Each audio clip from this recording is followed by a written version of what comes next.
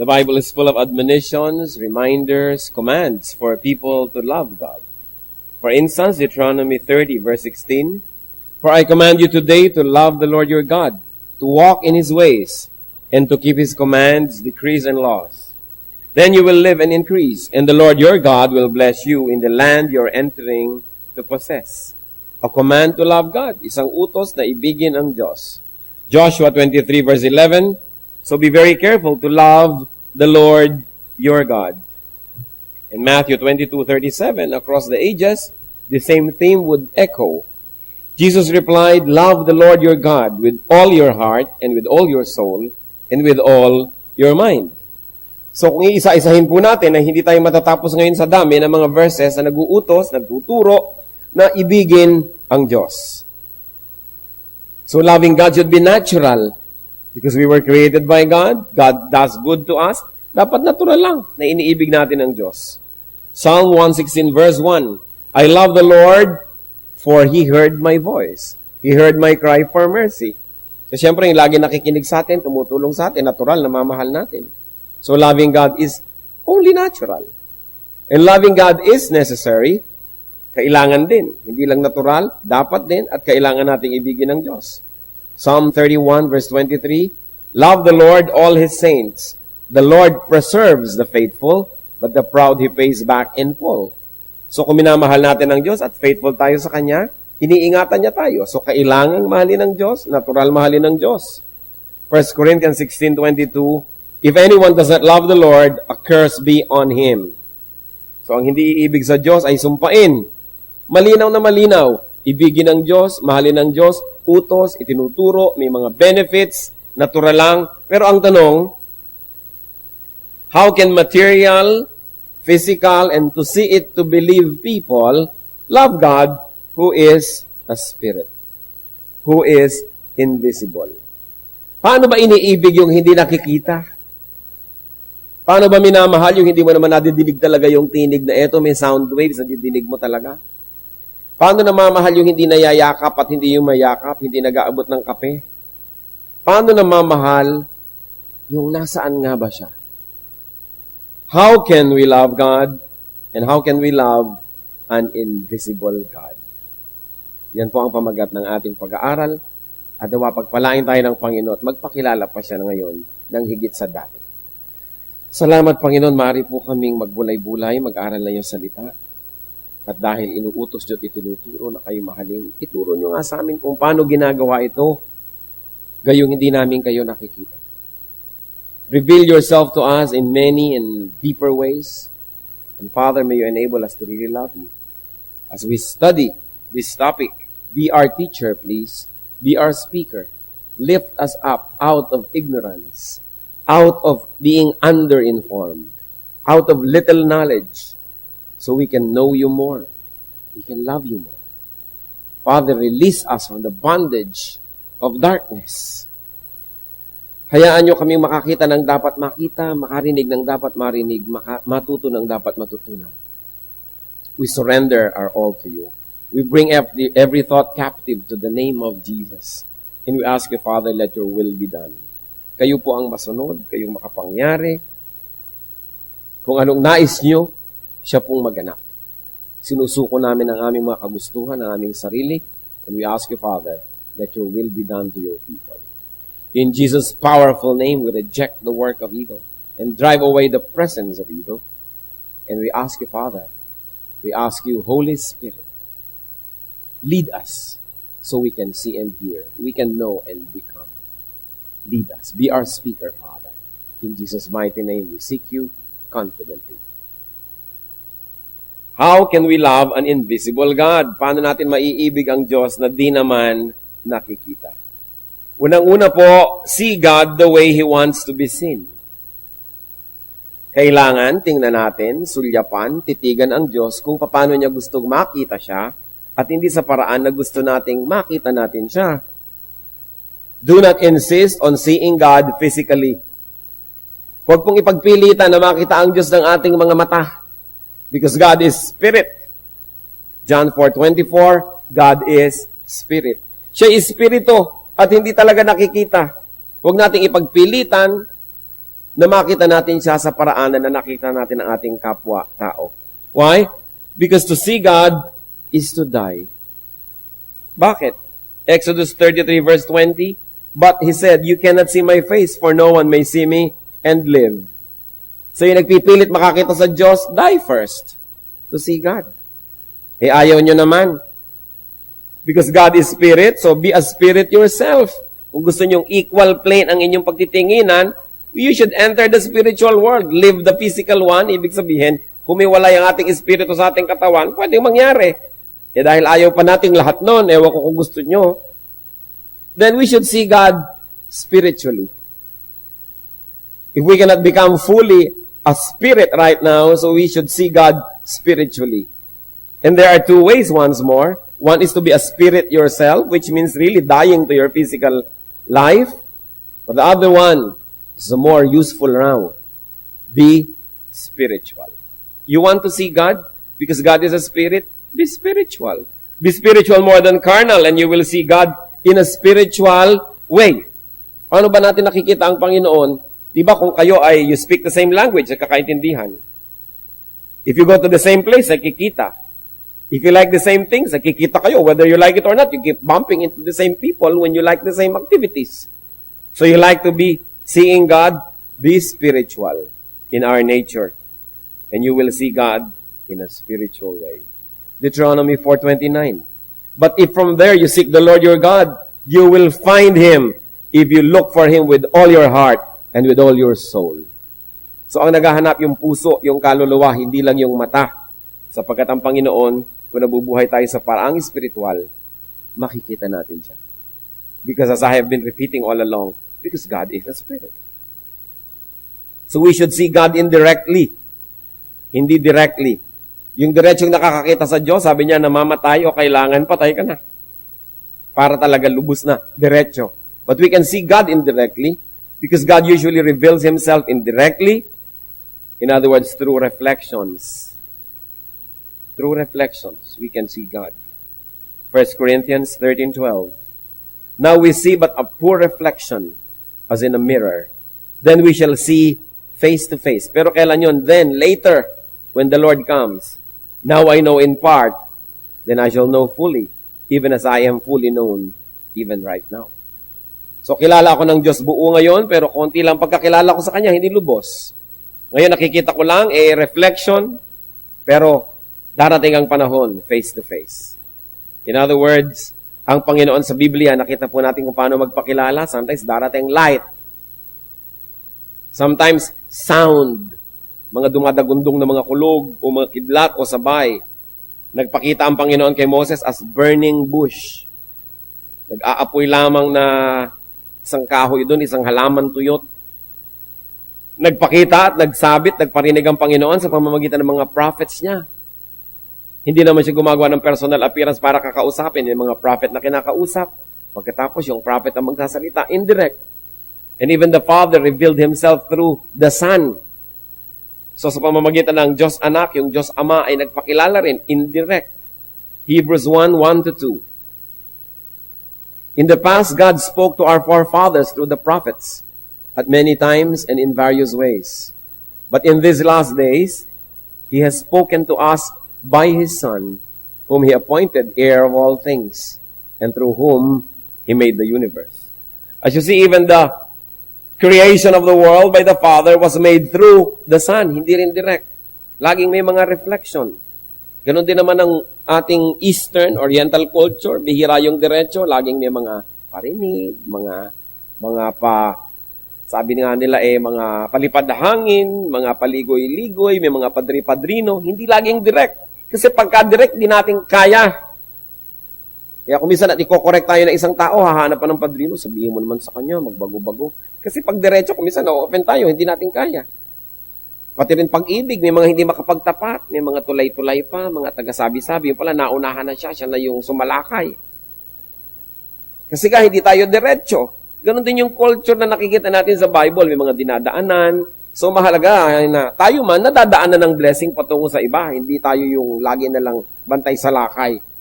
Kung binibigyan tayo ng marami ng pagpapala ng Diyos, siguro hindi atin lahat yun ipinaabot sa iba, pinapadaan sa atin, hindi natin dapat sinosolo agad. Kaya, merong mga dinadaanan. Napakahalaga yon.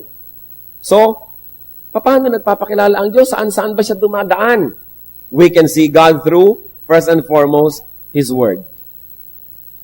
Gusto niyong makita ang Diyos? Gusto niyong mahalin ang Diyos? Di, alamin niyo muna yung pwedeng malaman, yung nakasulat, yung nababasa, yung nakatape, naririnig, yung nakabraille, nakakapa. In other words, bago tayo lumampas doon sa very basic, very fundamental, doon muna tayo maglagi. So you want to know God? Huwag muna yung kung ano-ano mga revelation at mga tinig-tinig na nadidinig. Know God first through what He has already said and what is already written in the Bible. Hindi sari-sari mga revelation ang hinahanap natin na yun malang mismong nakasulat doon sa Bible. Di pa natin alam. Pag hanapin mo ng Titus, akala relo. Hinahanap yung sound sa New Testament. Tapos gusto pa, maraming revelation, ng mga direct revelation. Siyempre, bago muna tayong pagpakilala ang Diyos sa ganung paraan, ubusin muna natin yung nandun. Kaya ba nating ubusin yung nakasulat na? Sabi, gusto ko pong makilala ang Diyos, makita ang Diyos. Ba't ka nakatingin sa ulap? Masisilaw ka lang dyan. Papasukan ng kulisa pang iyong mata. Yumuko ka doon sa Biblia mo, tingnan mo, dahil makikilala mo at makikita mo doon ng Diyos. Because we can know God through the Word. 1 Samuel 3:21. The Lord continued to appear at Shiloh, and there He revealed Himself to Samuel through His Word. Hindi ko ano mga ulap na nagkikislapan, mga araw na nagdi-dribble, hindi mga bituing bigla na lamang nagsasayawan. Hindi ganun magpakilala ang Diyos. Nagpapakilala siya sa nakasulat niyang salita. Hindi ko ano mga kababalaghan, mga pangitain. Kasi kadalasan yung iba nag-hallucination na, sari-sari ang nakikita. Unahin muna what is known and what is seen and what is visible and readable. And then see God the Father through God the Son, through the Lord Jesus Christ. And of course, not His physique. Hindi na naman yung katawan. Pinagkakaguluhan na naman yung bang kaprasong tela sa Italy, yung ba talaga ang x-ray ng mukha ng Diyos. Physical na naman. Yung ba talagang mga bato sa banahaw na nakauka yung mga hakbang, yun ba talaga ang bakas ni Jesus? Ito ba talaga ang koronang tinik? No? Na isinuot ni Lord? Ito ba talagang nasa loob ng aking kwintas na relikaryo? Tunay, nakaprasong kahoy na nagmula sa krus na pinagpakuan kay Jesus? Ito nga bang nasa loob nitong aking mahiwagang bote, pinutol na buhok ng Panginoon? Ito ba ang kanyang koko, ang kanyang ingrown? Ang daming ganyan eh. Pinagkakaguluhan, maniniwala kayo sa dami ng may suot ng kaprasong kahoy na nagmula sa krus ni Kristo, pag pinagdugtong-dugtong nyo, isang gubat na. At bakit mga yung gustong maniwala ay naniniwala agad, samantala ang mga Hudyo ay sinusunog ang kahoy na pinagpapakuan ng namamatay. So anong aabutan nyo? So alam na alam nyo. Meron pa nga sa Italy, isang buong bahay. Dinadayo ng karami-raming tao. Dahil sabi, doon daw sa bahay na yon, ipinanganak ang Panginoon. Bakit nasa Italy? Binuhat daw ng mga anghel. Maraming naniniwala. Yung pong mga masyadong mahilig na makita ang Diyos in a physical way, sari-sari ang makikita. So we are not interested with His physique, with the physique of the Lord, but with His ideals. Not with the way He looked, but with His personality. Not with all the kitchen implements and utensils He used, but His traits. Not yung mga hakbang-hakbang at bakas-bakas niya sa mga bato-bato, but His mission. Hindi tayo interesado sa kanyang mga isinuot, sa kanyang mga inupuan, hinigaan, but His heart. In other words, you want to know the spiritual God, transcend the physical, and look for what is spiritual. Kadalasan din, nagkakagulo tayo. O eto ang damit ng aking lola, eto ang isinuot niya, eto ang kanyang gintong ngipin. Pero ano ba yung mga sinabi ng lola natin? Ano ba yung ideya niya? Ano ba yung pagkatao niya? Mas mahalaga kaysa sa material culture. Kaya yung pagpapakilala, hindi lang sa nakikita, lumalampas. Minsan sabi ni Philip kay Lord, Lord, ipakilala niyo naman sa amin ang Ama. Sabi sa John 14 ng Panginoon, verse 9, Jesus answered, Don't you know me, Philip? Even as I have been among you for such a long time? Anyone who has seen me has seen the Father. How can you say, show us the Father? So gusto niya makita talaga ito, nakabukod, may bigote, matanda na, puti ang balbas. Physical na physical, cartoon na cartoon. Sige, paano mo masasabi, ipakilala ko sa iyong Ama? Hindi pa ba ako kilala? Kung ano ko siya yun? Kung anong ipinakilala ko sa inyo, so yun. Paano natin ipapakilala ang Diyos sa mga tao? Dapat nasasabi din natin kung anong nakikita mo sa akin. Yun ang Panginoon. Sabi mag-Bible study naman tayo, ipakilala niyo yung Diyos sa amin. O sige. Tapos ang ganda-ganda ng lesson sa Bible study, tapos yung buhay mo ang layo-layo doon sa lesson. Yung nakakalito yata. Kasi ang tunay na pagpapakilala sa pamamagitan ng ipapakita natin kung ano naging epekto sa atin, ang ipinapakilala natin. Gusto natin ipakilala ang Panginoon, makita sa buhay natin. Kahit malang hindi pa perfect yun at hindi pa kumpleto, nakakakita naman sila ng pag-asenso. Kamukha ka naman ng Diyos more and more. Then you become credible. So we see God through the Son. We also see God through creation. Ewan ko kung hindi kayo absent sa mga biology classes. Titingnan nyo sa ilalim ng microscope, sa loob ng microscope, yung mga kung ano mga cells. Makikita nyo na may Diyos. Bakit ganito? Yung mga cells na gumagawa ng pagkain sa halaman, nandun sila sa ibabaw ng dahon at wala sa ilalim kasi nandun yung araw. Paano nila nalaman doon sila pupunta? Kaya nalilito sila pag dinedekorasyon nyo ng ilaw yung halaman, may ilaw sa ilalim, nalilito yung cells kung saan pupunta. Pero meron silang dapat kalagyan. Pag tumingin kayo sa kalawakan, gumamit kayo ng mga kung ano-anong telescopes, nakikita nyo may Diyos. May designer eh. Kung nakikita nyo, bakit nga ba ang buko? Bakit ang nyog? Ang kapal ng balat. Kasi sa taas ng puno, pag naglaglag yung bunga, kung walang kutsyon, edi nabiyak. May kutsyon. Diba? At kung nahulog siya sa tubig, yun ang kanyang floater. Lulutang. Madadala ng alon sa kabilang pulo, dadami yung nyog. Kasi alam niyo naman yung creation, utos ng Diyos, magparami kayo. Kaya pati nyog, nagpaparami, lumulutang sa tubig. O yung mga puno ng nara, yung mga bulaklak nila, merong laki-laking parang pakpak. Para pag nalaglag, dadali ng hangin sa malayo, makakapagtaning din sa malayo. Yung iba naman, ang tatalino, nagpapatuka sa ibon, kasi ang tamis nila. Tutukain ng ibon. Alam nyo kung ano mangyayari sa ibon? Pagdating banda doon sa malalayo, sige, siyempre, what comes in must come out. O, dito naman lalabas yung buto. O, doon na natanim, may kasama pang fertilizer agad. Tutubo na naman. Alam niyong may Diyos. Pag nahiwa kayo, bakit nag-aampat yung dugo pagkatapos nun? Ang nangyayaring proseso. Kung paano yung mga cells natin ay sumasabog pag nasa may mga bunga dito at may oxygen and they release threads like thrombins. Nagiging parang mga net. Sinasalo nila ngayon yung mga ibang cells ng blood. Kaya sila naaampat pag nahahanginan, tumitigas. So, tumitigil ang pagdugo. Alam nga namang tsamba yun. Kaya sabi sa Colossians 1:15, He is the image of the invisible God, the firstborn over all creation. And Romans 1:20, For since the creation of the world, God's invisible qualities, His eternal power and divine nature, have been clearly seen, being understood from what has been made, so that men are without excuse. Sabi, mula pa noong umpisa, nung nilikha ang Diyos, ayan, nagpapakilala na ang Diyos mula sa mga bagay na kanyang nilikha. Hindi mo na kailangang akyatin yung langit para mo siya makita. Biyakin mo lang yung nyog. Malalaman mo na, ang linis naman ng tubig nito. Paano nangyari? Hindi ba kayo nagtataka ang mga halaman? Yang lupa, pareho lang naman. May puno ng siniguelas, may puno ng mangga, may puno ng kamatis. Pare-pareho lang ang sinisip-sip nila ng nutrients, pare-pareho lang lupang nananiman. Ang bungang naglalabasan, iba. Pag dumaan na sa kanila, napipili nila na, itong ilalabas ko, yung ganitong lasa, yung ganun. May creator. Kaya sabi, walang excuse ang tao. Para hindi sabihin, hindi ko naman kasi nakita ang Diyos. Huwag mo akong sisihin na hindi naniwala. Wala naman ako nakitang proof. At ang lagay, lahat ay tsamba. Bakit yung mata natin nakakakita? Bakit kurap ng kurap? Hindi mo na iniisip kumurap. Alam nga namang may tatalsik, iisipin mo pang kumurap. Kurap, natalsikan ka na. So nagkukusa na. Inuutusan nyo ba ang puso nyo pumintig lagi? Kahit tulog nga kayo, pumipintig.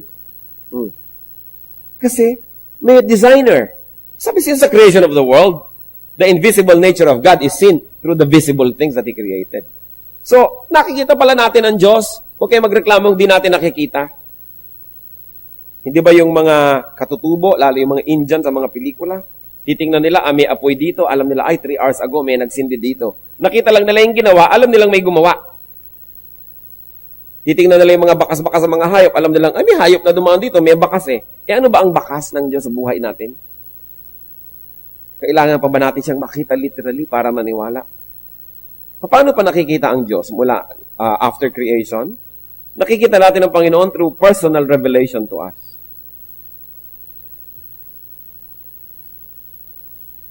Genesis 35 verse 7. There he built an altar, and he called the place El Bethel, because it was there that God revealed himself to him when he was fleeing from his brother. So maraming paraan ng pagpapakilala ng Diyos. Meron na sa pamamagitan ng nature, meron sa pamamagitan ng kanyang salita, at merong very personal din. Nagpapakilala. Nagpaparamdam. Kumakausap sa atin. Sa paraang di natin alam kung paano. Pag sinasabi sa Bible na, and God said to Abraham, nadidinig ba niya talaga yung boses? O nai-imprint pa sa kanyang puso? Hindi sinasabi sa Bible kung paano. Pero nagpapakilala. Kaya ang mahalaga mga kapatid, kung tayo ay nananalangin, kung tayo nagme-meditate, minsan kahit pang busy day, katulad ni Moses, nag-aalaga ng mga tupa, biglang merong nagalagablab doon na kaprasong tinik na puno, hindi naman maubos-ubos. Napansin niya, lumapit siya, yung pala kakausapin siya ng Diyos. Tayo man. Maraming kinakausap tayo ng Diyos sa maraming paraan. Pero binibigyan ba natin ng pansin? Katulad ni Moses, it was just an ordinary working day. He saw the burning bush. But you see, yung burning bushes naman, hindi kakaiba yan sa Israel at sa disyerto ng Sinai Peninsula. Kasi, sa init ng panahon, tuyong-tuyo talaga ang mga halaman at bigla na lamang nagsisiklab. At sandaling-sandaling siklab lang yun, palibasa tuyong-tuyo. Kaya namamatay agad. Kaya hindi katakataka makakita ng nagsisiklab na halaman. Hindi kakaiba. Pero si Moses, dahil pinansin niya yung nagsisiklab na yon, nahalata niya. Parang hindi yata siya nauubos. Dapat ilang saglit lang, ubos na dahil mabilis maputupok dahil tuyong-tuyo. Patang tagal hindi pa maubos-ubos. Lumapit siya. At nung lumapit siya, doon niya nadinig ang tinig ng Diyos. Baka naman tayo, tinatawag din ng Panginoon. Gusto rin niya magpakilala, gusto niya magbigay ng guidance. Nagkanda tupok-tupok na yung burning bush, hindi pa natin pinapansin. Nagkanda malat-malat na yung preacher. Sasabihin pa, ay buti na lang kasama ko siya. Sa'yo yan, sa'yo yan. Yung hindi natin pinapansin, mensahe pala sa atin. Baka naman napagod na yung mensahero. Naubos na ang oras, hindi pa natin pinapansin. Because God is the same yesterday, today, and tomorrow. And if God was revealing Himself through people of the Old Testament, what will stop Him from revealing Himself to us now? Ngayon, paano natin malalaman na ang revelation ay hindi naman galing sa Diyos? Akala lang pala natin. Yung unang-una po nating binanggit, dapat alam natin ang salita ng Diyos. Yung written Word of God. So that we can protect ourselves from messages that are contradictory to the written Word. Because the Spirit of God, who caused the writing of the Bible and its preservation, will not contradict what was written and preserved with a message that's given to you now. Yung mga iba sabihin, ay kinausap ako ng Diyos. Hindi na daw dapat basahin ng Biblia. Ano? Sinasabi nga ng Biblia na dapat siyang binabasa lagi. Ibig mo sabihin, yung Espiritu ng Diyos, kinukontra yung sarili niya. So, huwad ang iyong revelation. Kaya po mahalaga, bago tayo tumanggap ng personal revelation, and I believe na hanggang ngayon meron nun, ginaguide tayo ng Diyos in a spiritual way, in very practical ways, na hindi written in the Bible. Mag-aasawa ka, ang choices mo, si A, B, C. Alam nga naman humanap ka ng verse para ituro niyang A, O, B, O, C. Wala. Kailangan natin ng guidance ng Diyos. Magne-negosyo ka, ano ba? Magtatayo ba ako ng tindahan ng gulong? O magtatayo ba ako ng vulcanizing na panggawa ng gulong? O ano bang gagawin kong negosyo? Wala yun sa Bible. Pero interesado na ng Diyos sa detail ng buhay natin na yun. Meron siyang perfect will for all of us. So, kailangan yung revelation. Ano bang gagawin ko sa kapatid ko na to na kumukupit sa akin? Papabayaan ko? Hihiyain ko? O nakalagay siyempre sa verse sa Bible ko anong gagawin natin. So, hindi mo na kailangan halimbawa ng extra revelation. Nagdadalawang loob ka, ano bang gagawin ko dito sa asawang to? Hihiwalayan ko kaya to? Alam mo, sabi sa Bible na, ang mag-asawa ay mag-asawa habang buhay. So, bakit mo pa iniisip yan? Anong revelation ang inaantay mo? Yung sulsulang ka ng revelation, na gawin mo yung gusto mo? Na contradictory sa nakasulat? Kaya meron po mga tao masyadong mahilig sa revelation, alam daan nyo? Kasi gusto nilang takasan yung written word of God, humahanap sila ng ibang maisasangkalan para gawin yung gusto nila. Kaya kailangan, tayo may naniniwala sa present day revelation, unang-una, it must be referred to the Word of God. Because the revealed God's will to you will not contradict the written word that has been revealed to everybody else since the start. Kaya na-check po natin, kaya mahalaga is to know God through His word. And then, there is also such a thing as personal revelation. So, nagpapakilala ang Panginoon. Tayo po na nabubuhay sa pagsunod sa Panginoon, nakikita natin yan, kinakausap tayo. At sa pagsunod natin, napapatunayan natin yun nga ang kalooban ng Diyos. Pero tiyakin po natin, bago tayo susunod sa anumang iniisip natin na revelation, i-refer muna sa written word of God. And that is the standard by which we measure the authenticity of whatever revelation we receive. How else can we see God? Believe it or not, but you can see God through yourself. Nilikha tayo sa wangis ng Diyos. Nakikita din natin ng Diyos sa pamamagitan natin. Nananalamin tayo, hindi physically but spiritually, and we see God. Nakikita rin natin yung kabutihan niya, yung kanyang pag-ibig, yung kanyang kabaitan. Minsan nakikita rin natin yung kanyang pagdidisiplina. Nakikita natin yung kagustuhan nating maging tama at itama ang nasa paligid. Nakikita natin yun because God also reflects His image on us. 2 Corinthians 3:18. And we who with unveiled faces all reflect the Lord's glory are being transformed into His likeness with ever-increasing glory which comes from the Lord who is the Spirit. So you want to see God? Look at yourself. Look at other people also, especially those who are growing in the Lord. You will see parts of God. You will not see the whole of God, but you will definitely see parts of God. So ano pong makokonclude natin? That God is not really invisible. That God is not really impossible to see. Kaya lang, hindi natin dapat ipilit na makita siya in a physical way. Those who insist on seeing God physically end up making their own gods. Yan ang panganib. Yung nagpipilit na makita ang Diyos sa isang paraan na physical, sa pamamagitan ng mata, mahipo, sa pamamagitan ng kamay, ay gumagawa at umiimbento ng kanilang mga Diyos-Diyosan. At itong dahilan, kaya naging talamak ang idolatry. Hindi kontento ang tao na makita ang Diyos sa spiritual way, through His reflection, indirectly, through His word. Gusto pa nila physical masyado. Kaya gumagawa sila ng mga Diyos-Diyosan. Psalm 115, verses 2 to 8. Why do the nations say, where is their God? Hinahanap daw ng mga bansang hindi mananampalataya. O nasaan ang Diyos nyo? Nasaan? Patingin! Our God is in heaven. He does whatever pleases Him. But as for these people, na gustong nakikita ang Diyos, but their idols are silver and gold, made by hands of men. They have mouths but cannot speak, eyes but they cannot see. They have ears but cannot hear, noses but cannot smell. They have hands but cannot feel, feet but they cannot walk, nor can they utter a sound with their throats. Those who make them will be like them, and so will all who trust in them. So itinatanong dito, bakit ba tinatanong ng mga taong ayaw maniwala sa Diyos kung nasaan ang Diyos natin? Ewan ko kayo, kung natatanong kayo ng mga kamag-anak nyo, o magsisimba na naman kayo, wala naman kayong Diyos doon.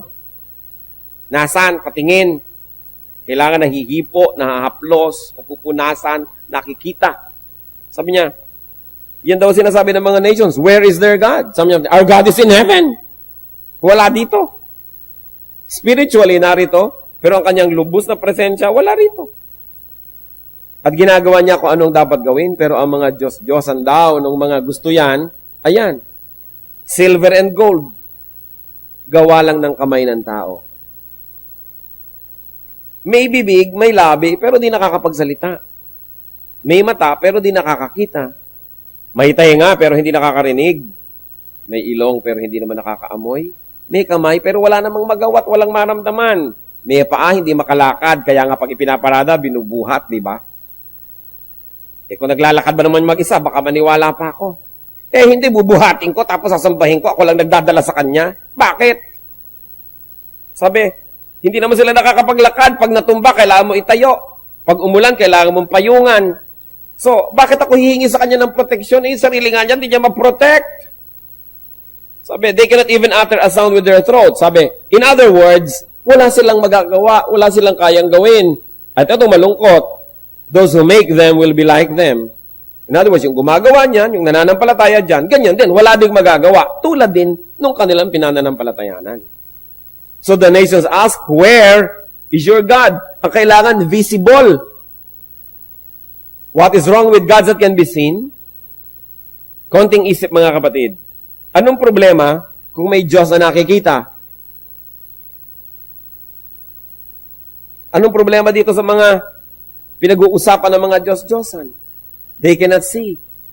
And you know why? They cannot see you.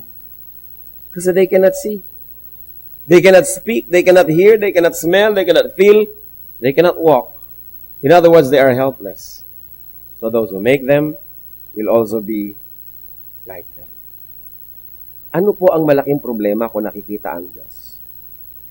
Because a God that man can see, a God that man can perceive, a God that man can contain in his eyes, is less than man. Is inferior to man. Pag kaya niyong pagkasyahin sa inyong mata, hindi yun mas mataas kaysa sa inyo. Kaya pag tinitingnan natin ang kalangitan, kasya niyo bang pagkasyahin lahat? Hindi, dahil sa likod natin, sa kabila ng likod ng planeta, may hindi ka nakikita eh. Kaya walang hanggan. Eh kung nakikita mo yung buong Diyos, pag napagkasya nyo sa mata nyo, maliit. Kasi kasya sa mata nyo eh. Kaya yung hindi nakikita, mas mataas kaysa sa'yo. Kasi kung kaya mo siyang makita, baka hindi kanya kita.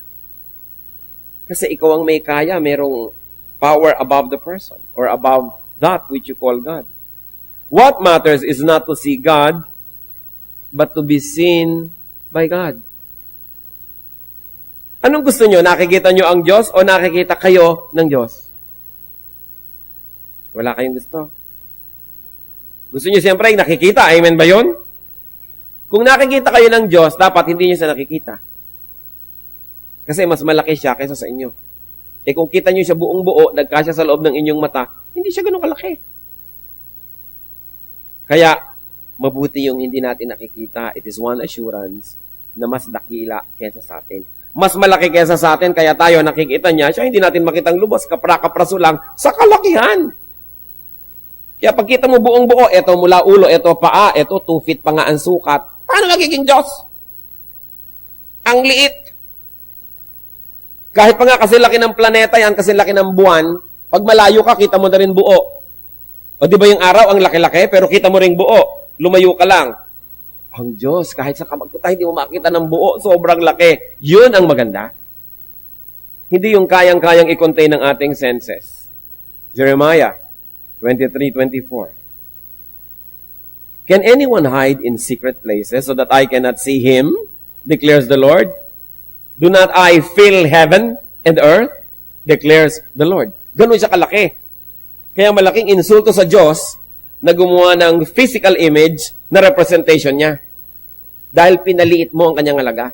Napaliit mo na-reduce mo siya. Kaya dapat wala. Sabi, God who made heaven and earth and everything in it does not live in shrines made by man, nor is he served by anything as though he needed anything, because he himself gives to men breath and life and everything. So, hindi siya pwedeng i-reduce na parang literato. Ang laki i-reduce mo para kasya sa wallet ko. We cannot reduce God. Heaven and earth cannot contain His glory. So, we content ourselves in not seeing Him fully, but only right now in seeing Him through reflections, seeing Him partially, seeing Him in us and in others, at pagdating ng araw, makikita na natin siyang ganap kung tayo ay kamukha na niya. Ibig sabihin, hindi na tayo encumbered and imprisoned by this body. Hindi na tayo basta physical lang, because the Bible says, in a twinkling of an eye, we shall be changed. We shall be like Him, and we shall see Him because we will be like Him. Hindi yun para sa panahon na ito. Kaya huwag ipagpilitan. Ang mahalaga, sa kalakihan niya, kahit saan tayo sumuot, kahit saan tayo pumunta, kita niya tayo, yun ang importante. That He is greater than we are. Psalm 139, verses 7 to 12. Where can I go from your spirit? Where can I flee from your presence? If I go up to the heavens, you are there. If I make my bed in the depths, you are there.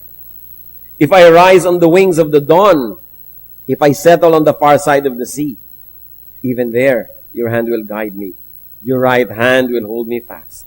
If I say, surely, the darkness will hide me, and the light become night around me, even the darkness will not be dark to you. The night will shine like the day, for darkness is as light to you. So sabi, paano ko magtatago sa Diyos? Paano ko pagtataguan? Paano ko iiwasan? Kahit maakyat ko ang langit, yun naman ay kung kaya ko, syempre, nandun kayo. Ngayon, sumisid ako sa pusod ng dagat, kalalim-laliman sa Philippine Deep, o sa Marianas Trench, andun pa rin kayo. Kung makakasaya ko sa pakpak ng bukang liwayway at salubungin ko ang araw, pagdating ko doon, naroon pa rin kayo. Kahit tumawid ako ng dagat at pagpunta sa pinakamalayong ibayo, naroon pa rin kayo. Kaya kahit saan ako magpunta, natutulungan niyo ako. Your hand will guide me.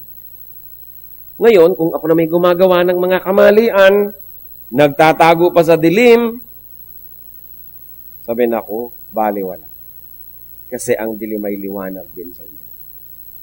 Walang kayang itago sa Diyos. We cannot see God, but He sees us. Is that not wonderful? Walang pwedeng ilihim. Kung ngayon wala rin tayong suliraning di niya alam. Wala tayong mga iniisip na mali na di niya alam. Wala tayong mga pandarayang di niya alam. Wala rin tayong mga pangamba, takot at pangangailangang di niya alam. Napakabuti na lang at di natin siya kita at kita niya tayo. Hindi tayo ang tagapag-protect niya. Siya ang protector natin. Hindi kung gumagawa ka ng mga Diyos-Diyosan, nananakawan ng mga alahas, nananakawan ng mga baro, ikaw ngayon nagbantay ng bantay, imbes siya ang nagbabantay sa'yo. Nababaligtad. Pag nagkakasunog, siya yung buhat-buhat mong inililigtas mula sa sunog. Ba't di kanya buhatin? Diyos pala siya. Baligtad. Kaya ayaw ng Panginoon ng ganun eh. Nagtitiwala ka sa iba, hindi sa Kanya. At nakakaroon ng kainsultuhan. Sasabihin na, eto, ang kawangis ng Diyos, eto ang representation ng Diyos, wala na maaaring maging representation ng Diyos. Walang pwede among creation, especially those who are only made by man, that can approximate the glory of God. And God is jealous and He doesn't share His glory with anybody or with anything. Kaya dapat kinikita natin yun. Hindi na lang dapat nakikita ang Diyos. Ayaw niyang pakita, pinipilit pa natin. Nagpapakilala naman sa maraming paraan. A God whom man cannot perceive. A God that man cannot see. A God that man cannot contain in His eyes is above man. Therefore, that God is God. Hindi kayang mapagkasya sa isang lugar. Hindi kayang magkaroon ng representation. And those who do not see and believe, those who believe, and those who love, despite not seeing, are blessed. Yung umiibig sa Diyos, kumikilala, sumusunod, kahit hindi nakikita ang Diyos, yun daw ang pinagpala. John 20, verse 29. Then Jesus told him, because you have seen me, you have believed. Blessed are those who have not seen and yet have believed. Kung minsan maririnig mo sa mga Kristyano, mabuti pa sila Peter, no? Mabuti pa sila James, nakita nila ang Panginoon, pinagpala naman sila. Pero sabi ni Lord, kayo nakakita sa akin at naniwala, natural lang, nakita niyo ako eh. Anong katakataka doon? Pero yung hindi nakakita at naniwala, yun ang lubos na pinagpapala. Sapagkat yun ang mas mataas na uri ng pananampalataya. 1 Peter 1:8. Though you have not seen Him, you love Him. And even though you do not see Him now, you believe in Him and are filled with an inexpressible and glorious joy. Yun daw po ang malalim na pagkakilala, yung hindi mo nakikita, yung naniniwala. What is important, brothers and sisters, is not to see God, but to be seen by God. So, love God the way He wants to be loved. Remember, ang pinag-uusapan po natin, how can we love an invisible God? Point number 1 natin is, see God the way He wants to be seen. At lahat ng diniscuss natin, may kinalaman doon. Pangalawa, love God the way He wants to be loved. Not the way we want. Treat God the way He wants to be treated, not the way we want to treat Him. John 4:24, God is Spirit, and His worshipers must worship in spirit and in truth. In other words, we want to love God, we love Him in spirit. How do you love God in spirit? First of all, fellowship with God in spirit, in the Spirit. In other words, be spiritual. We can fellowship with God by being spiritual. How is that done? By being like Him in character. Pag yung character natin magkamukha, may genuine fellowship. Tulad ng mga dating mga anak, sons and daughters, hindi maintindihan ng magulang nila. Nung naging magulang na sila, yun, naintindihan na nila yung magulang nila. Mas nagkaroon ng connection, nagkaroon ng fellowship. Nagkakaroon tayo ng connection and fellowship with God. We get to understand God. We get to know more God. When we become like God in character. Katulad ng hindi mo naiintindihan yung mga manager sa opisina. Nung naging manager ka, naintindihan mo. Then you can have genuine fellowship because you really understand each other. Because you know each other. You say, now I know Him, kaya pala. So paano natin makikilala ang Diyos? By being like God in our character. Pagka nagpapatawad na tayo ng mga mahirap patawarin, pag nagbibigay na tayo sa mga hindi karapat-dapat bigyan, pag nagmamahal tayo sa mga hindi kamahal-mahal, nalalaman natin, ganun pala ang nadarama. Ganun palang gawin ito. Ganito pala si Lord noon, nung ipinapako, nananalangin na patawarin ng Ama sa Langit yung nagpapako sa Kanya. Paano natin malalaman kung hindi tayo magpapatawad sa mga nagpapako din sa atin? You want to know God? Pass the way He passed through. Then you will understand. 1 John 3:2. Dear friends, now we are children of God, and what we will be has not yet been made known. But we know that when He appears, we shall be like Him, for we shall see Him as He is. When we transcend the body, we will be like Him, but not yet. Hindi pa nangyayari yun. But it can happen in an advanced way by being like God in our character. Ephesians 4:22-24. You were taught, with your regard to your former way of life, to put off your old self, which is being corrupted by its deceitful desires, to be made new in the attitude of your minds, and to put on the new self, created to be like God in true righteousness and holiness.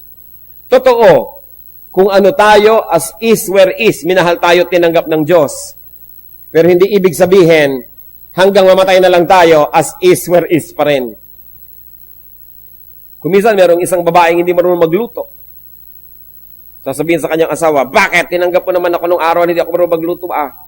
Nung nililigawan mo ako, alam mo naman puro fast food ang kinakain natin. O bakit ngayon 20 years na tayong kasal, hinahanapan mo ako makapagluto? O iba naman yung tinanggap kayo kung ano yung kalagayan nyo bago kayo ikinasal. Pero hindi naman ibig sabihin, lisensya nyo na yun na huwag nang umasenso habang buhay. Sasabihin nila lalaki, alam mo naman, bangag-bangag ako nung nililigawan kita, nagustuhan mo ako. Tapos ngayon, hahanapin mong magbago ako, mag-ayos. Syempre, may anak na tayo, meron tayong mga babayarin na bills, ibinalik na naman ng PPA, no? Sa kuryente. PPA nga ba yun? Mahal na naman, tapos pabangag-bangag ka pa dyan. Hindi ko mo tinanggap kita nung araw na ikinasal tayong ganon, ibig sabihin, lisensya mo na yun, na ganon ka na lang habang panahon, dapat man umasenso ka. Tinanggap ka na nga ng ganon, di dapat umasenso ka naman bilang pag-appreciate na tinanggap kang ganon. Marami pong ganyan mga tao sabihin, bakit ganito na ako nun Oo nga, pero ibig sabihin, 20 years, 15 years, 5 years, dumadaan, ganon ka pa rin, di ka man lang aasenso. Ano ba sabi sa Bible?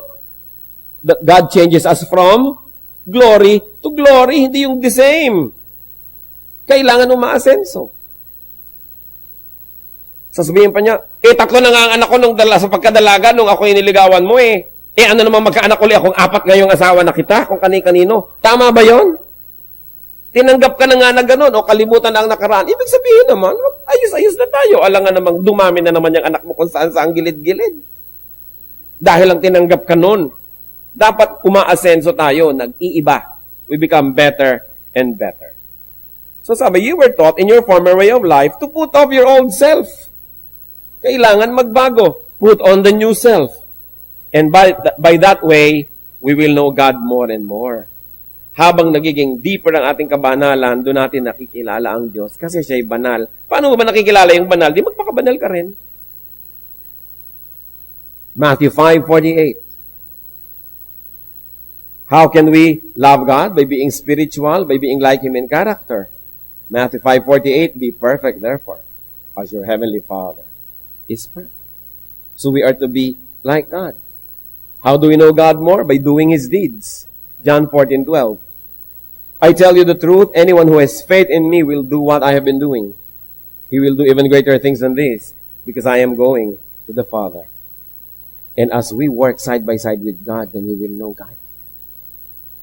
Napakaraming paraan para makilala at mamahal ang Diyos. How else do we love God? Love God in truth. Kanina sinabi natin, love God in spirit. Ibig sabihin sa ating character.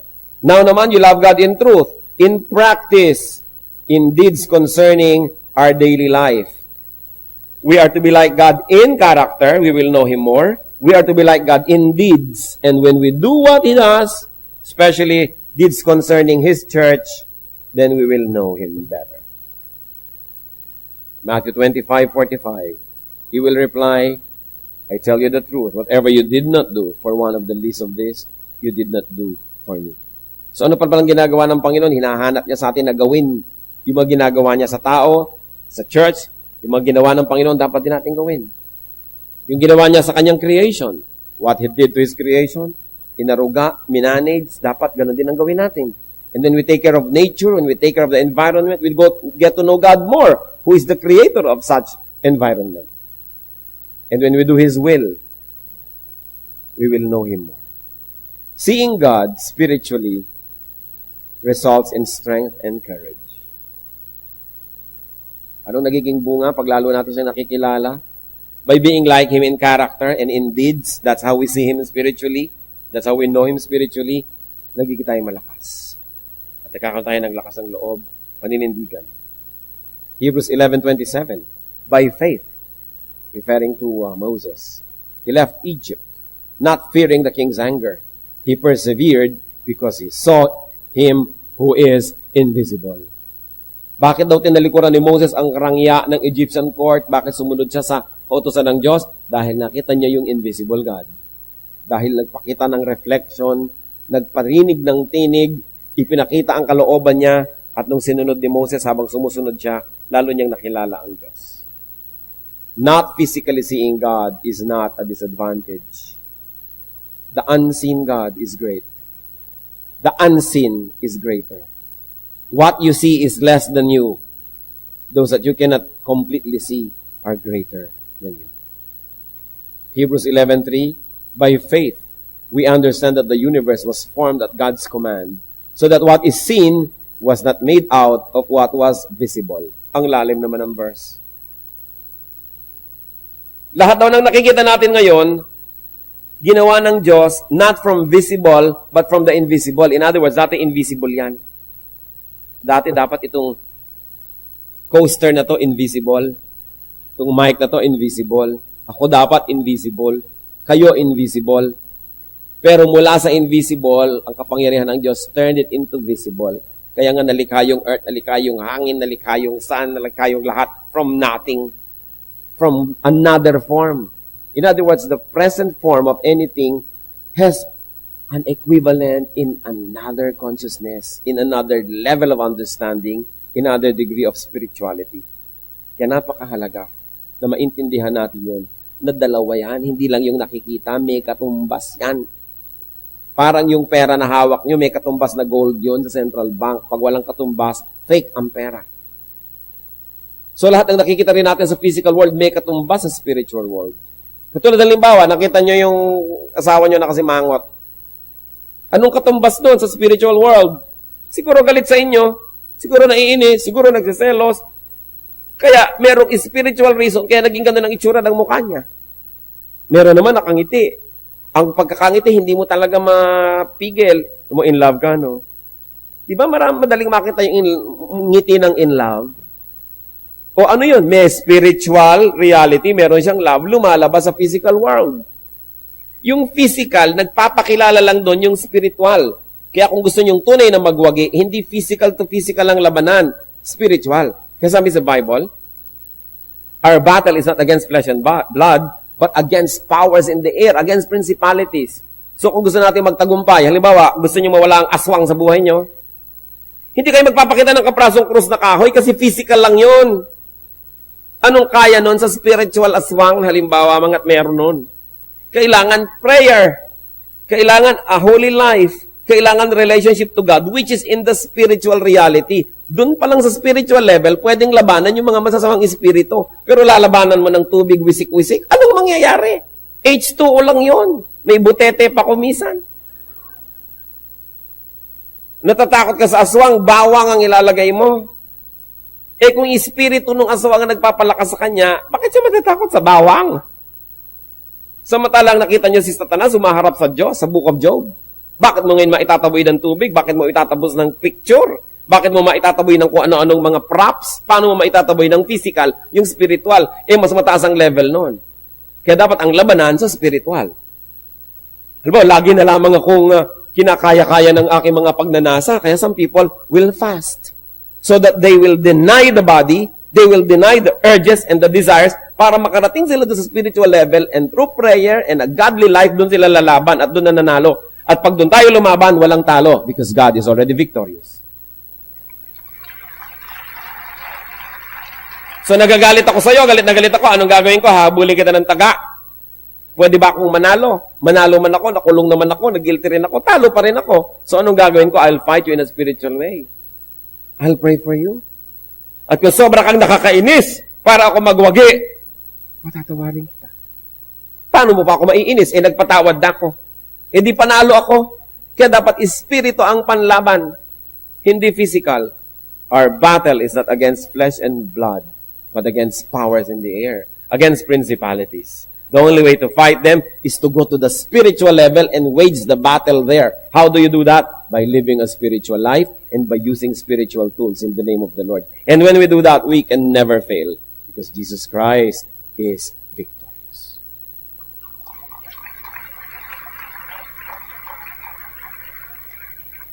Sana nagkakaintindihan tayo.